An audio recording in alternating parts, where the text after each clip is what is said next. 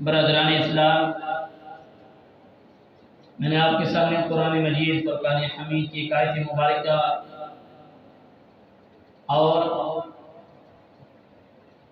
چند حدیث نبوی صلی اللہ علیہ وآلہ وسلم تلاوت کی ہیں۔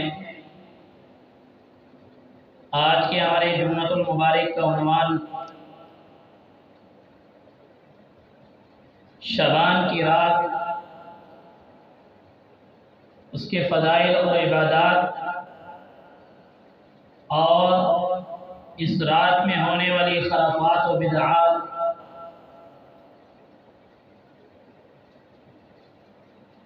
میں اور آپ خوش قسمت مسلمان ہیں، ہم جس نبی کے امتی ہیں اس نبی صلی اللہ علیہ وآلہ وسلم کو اللہ نے جو دین مبارک دیا ہے وہ کامل بھی ہے، مکمل بھی ہے، اکمل بھی ہے۔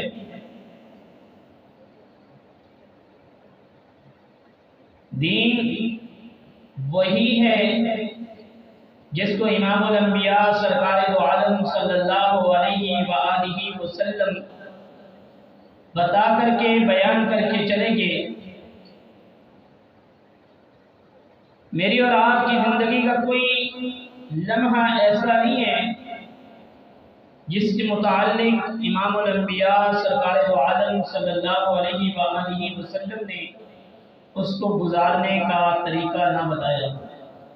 ہم وہ خوش قسمت مسلمان ہیں۔ رمضان المبارک کی آمد ہے، 11 ماہ کے بعد یہ خاص ایک مہمان ہمارے پاس آ رہا ہے، اور یہ وہ مقدس مہینہ ہے جس کے متعلق اللہ فرماتے ہیں یہ میرا مہینہ ہے۔ مہینے تو سبھی اللہ کے ہیں، لیکن اس کو خاص کر کے بیان کرنے کا مقصد یہ ہے کہ جس طریقے پر کوئی خاص مہمان آتا ہے تو اس کا خاص اکرام اور اعزاز اس کا کیا جاتا ہے، اور آنے والا رمضان المبارک یہ بھی ایک خاص مہمان ہے۔ اس سے پہلے شعبان کا مہینہ امام الانبیاء سرکار دو عالم صلی اللہ علیہ وآلہ وسلم کا اس ماہ مبارکہ شعبان میں کیا معمول تھا۔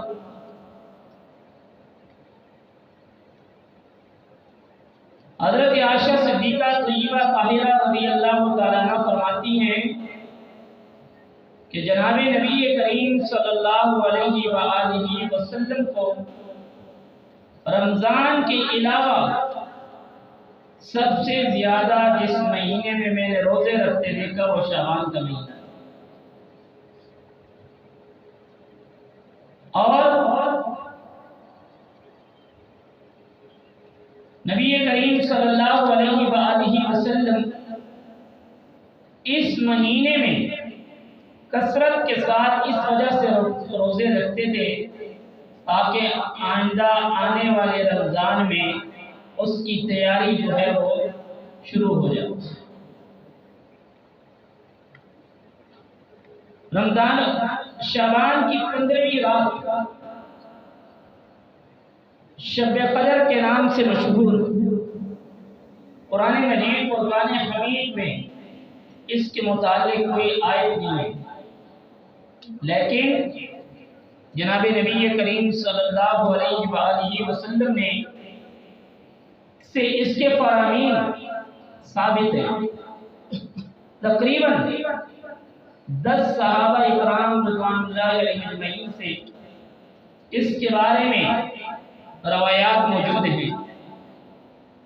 حضرت جناب سیدنا ابو بکر صدیق رضی اللہ تعالیٰ عنہ فرماتے ہیں کہ اللہ تبارک و تعالیٰ کی ذات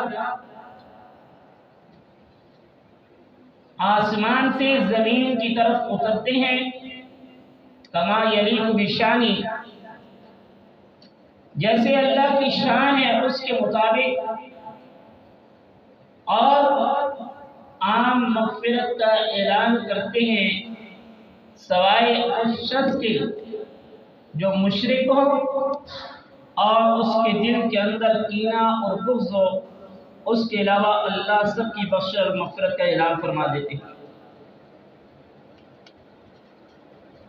हज़रत आयशा सिद्दीक़ा रज़ियल्लाहु तआला अन्हा की रिवायत है, दूसरी रिवायत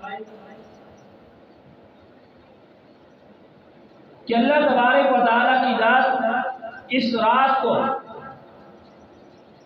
अपने बंदों पर नज़र रहमत फरमाते हैं और ऐलान फरमाते हैं, है कोई बंदा जो मुझसे रहम की अपील करे और मैं उस पर रहम करूं? है कोई ऐसा शख्स जो मुझसे बख्शिश का तलबगार हो और मैं उसकी बख्शिश कर दूं? इससे ये बात समझ में आई कि ये रात बड़ी फजीलत वाली रात है कि अल्लाह तबारक व तआला की ज़ात अपनी शान के मुताबिक आसमान दुनिया की तरफ आते हैं और ख़ुद ऐलान करते हैं, है कोई मुझसे मांगने वाला मैं उसको अता करूं। तो ये रात बड़ी इबादत की रात है। और उसके साथ हज़रत अब्दुल्लाह बिन उमर रज़ियल्लाहु तआला अन्हु फरमाते हैं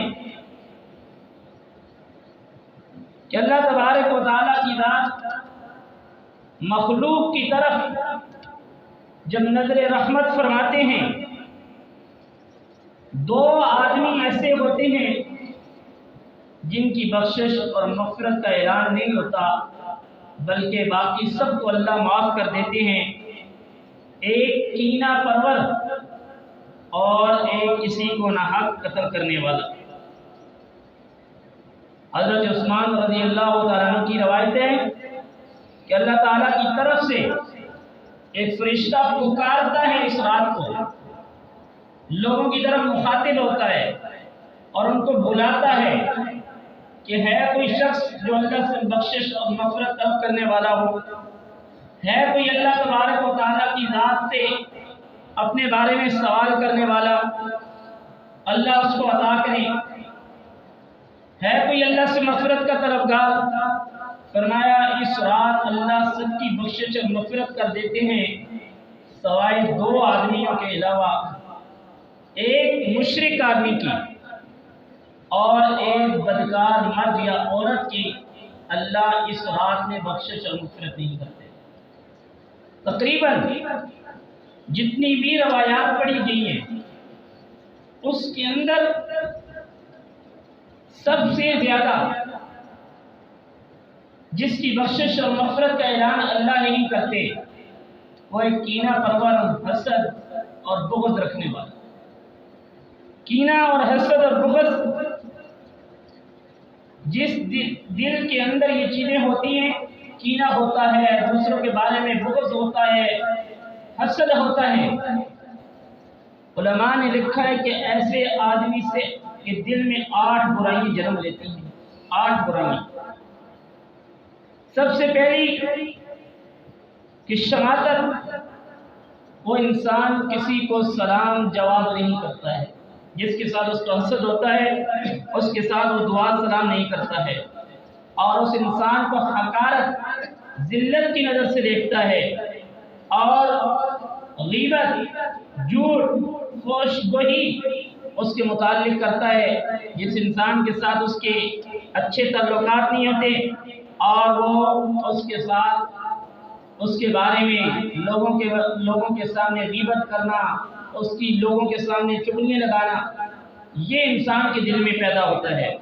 और इस ऐसे ही जब उसको मौका मिलता है, उसकी कोई बुराई और उसकी कोई कमज़ोरी नज़र आती है, वो लोगों के सामने उसको बयान कर देता है और बड़ी महफिल के अंदर उसका तमस्खुर और उसका मजाक उड़ाता है।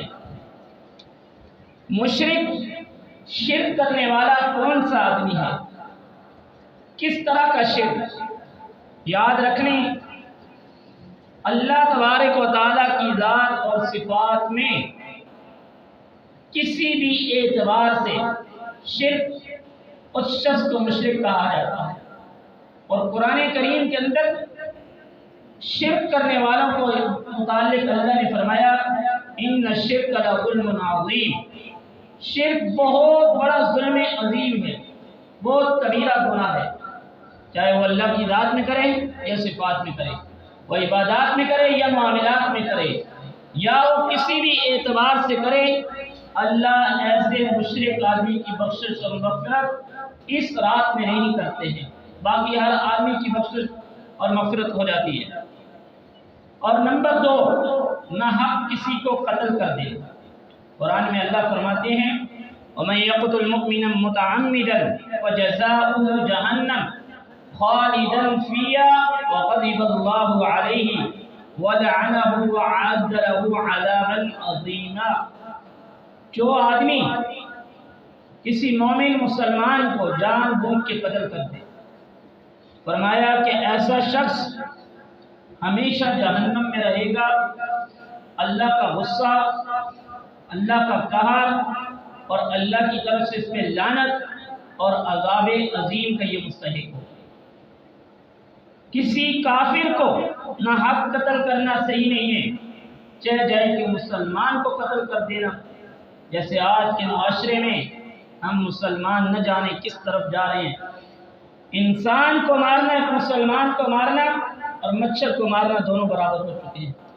جیسے مچھر کو مار دیا، کوئی دل میں رنجش نہیں آئی، کچھ بھی نہیں ہوا، یہی مثال آج مسلمان کی ہو چکی ہے۔ مسلمان کا قاتل بنا ہوا ہے، نہ مارنے والے کو پتہ ہے نہ مرنے والے کو پتہ ہے۔ یا تو دنیاوی لالچ ہے، چند ٹکوں کی لالچ کی خاطر دوسرے کا گھر اجاڑ کے رکھ دیا، بچوں کو یتیم کروا کے رکھ دیا، بیوی کو بیوہ کروا دیا، کس وجہ سے؟ نہ حق قتل کر کے۔ ایسا شخص قرآن کا اٹل فیصلہ ہے وہ جہنم میں ہمیشہ اور اللہ کے غضب اور قہر میں رہے۔ اور اس کے بعد زنا کرنے والا شخص، چاہے وہ مرد ہے یا عورت ہے۔ معراج کی رات کا واقعہ میں نے بیان کیا تھا کہ ایسے شخص، مرد اور عورت، جن حلال کی نکاح کے بجائے وہ حرام کی لذتوں میں مصروف ہوئے، حرام کے مرتکب رہے، ان کے متعلق معراج کی رات حضور نے فرمایا تھا میں نے دیکھا ایسے شخص کے سامنے اچھا اور صاف ستھرا کھانا بنا ہوا ہوتا تھا، وہ اس کو چھوڑ کے سڑا ہوا، جلا ہوا اور حرام کھانا کھا رہے ہیں۔ یہ اللہ ان کو عذاب دے رہی ہے۔